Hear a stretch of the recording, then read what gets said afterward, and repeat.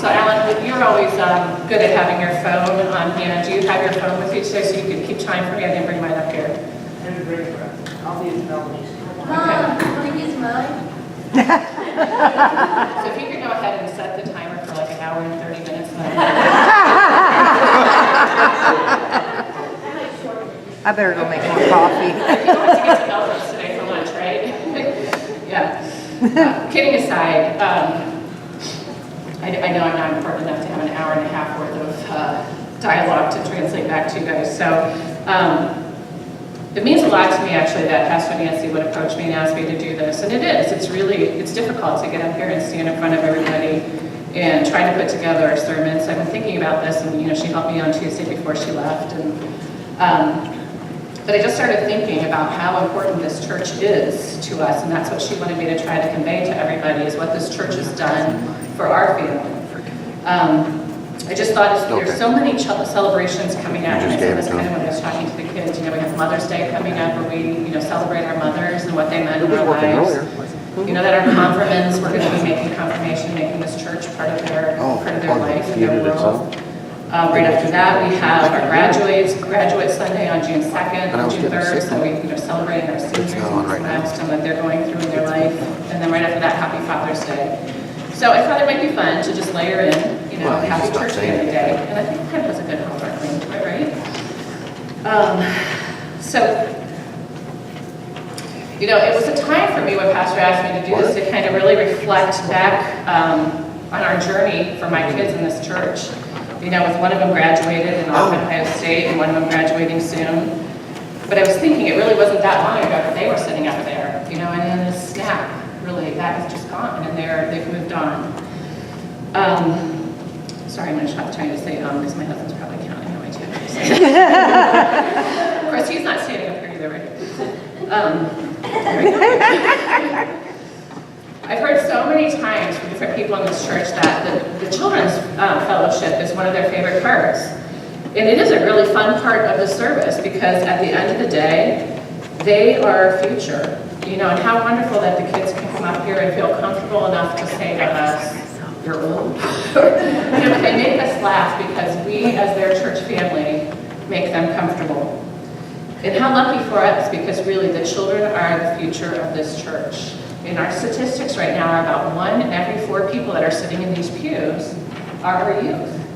That's a wonderful thing. They are our future, and they are going to help us grow in Christ. You've all heard that saying, it takes a village to raise a family. It's a good feeling to know that I have a backup family here to help me as a parent.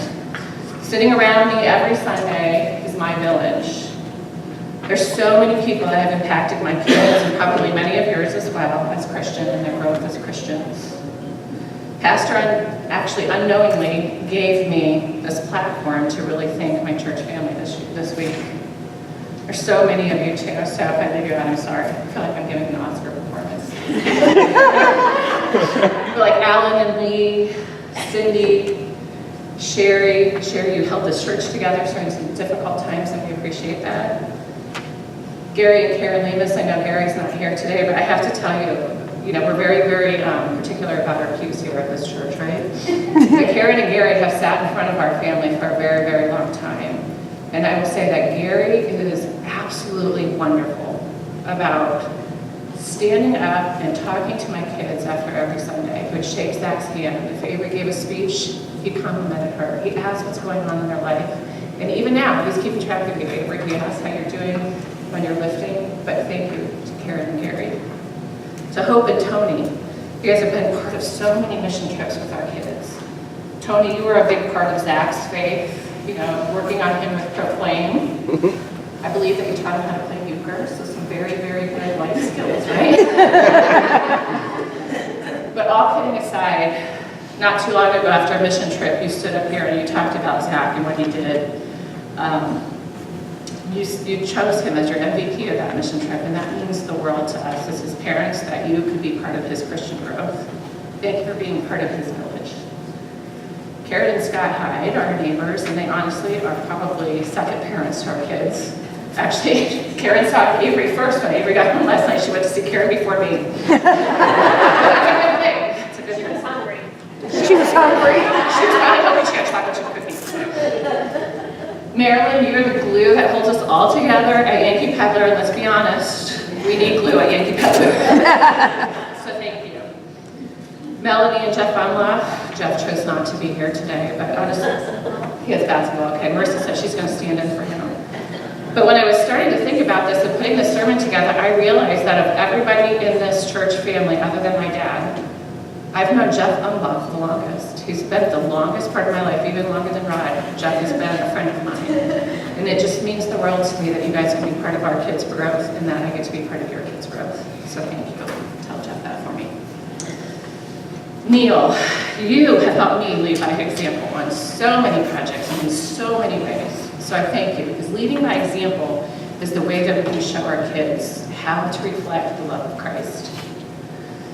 Abby, you were a huge part of my daughter's teen years. So I thank you. You were her big sister, you were a role model for her, and you were a stellar role model, so thank you. You guys cheered together, you guys loved gravel when you were cleaning up the Jersey Shore after Hurricane Sandy. I think there was mosquitoes the size of birds, I've heard. You guys worked together at the O, but you were a huge part of her village, so thank you.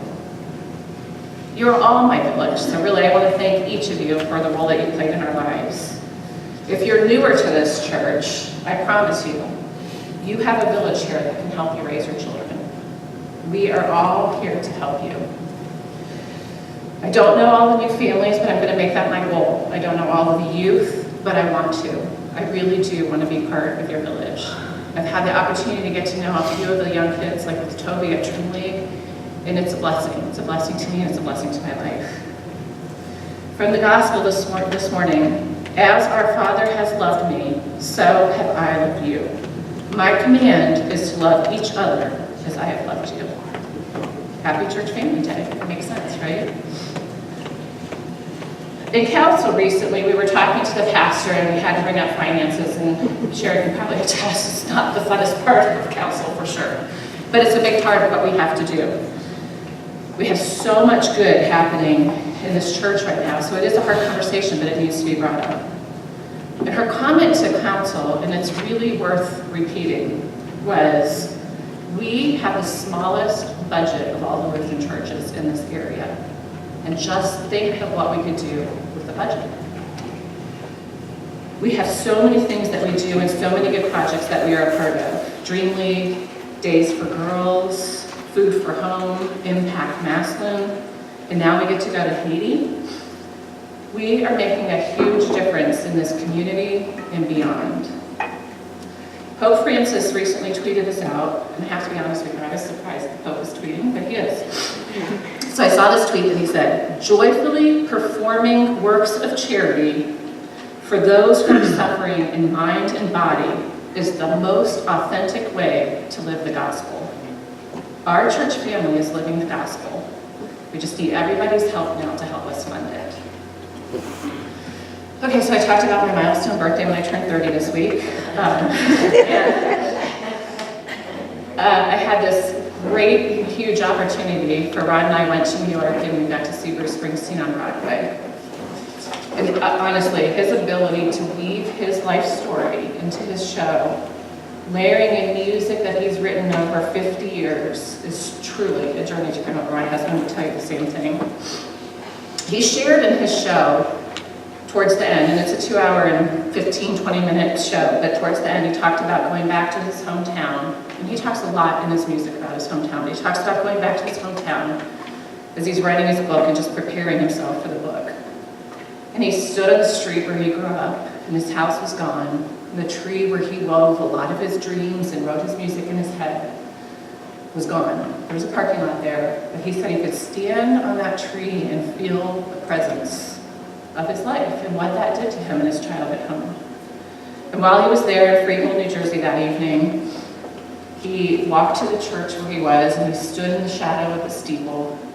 He said he felt the presence of God and his family, those who had gone before him and were no longer on earth with him. This is funny. He jokingly said, you know those Catholics. He goes, boy, they catch you and then they stay with you. And he smiled and he joked. But what a wonderful thing that 50 years later, his Catholic faith is still part of who he is. So I'm going to close today, as he did with his Broadway show. I'll take a page out of his book and try to pretend that I'm Bruce Springsteen for a moment. But he stood quietly at his mic stand, just him standing there. The theater lights all dimmed, and there was just one spotlight that was kind of shining on him. There was an earthly glow around him.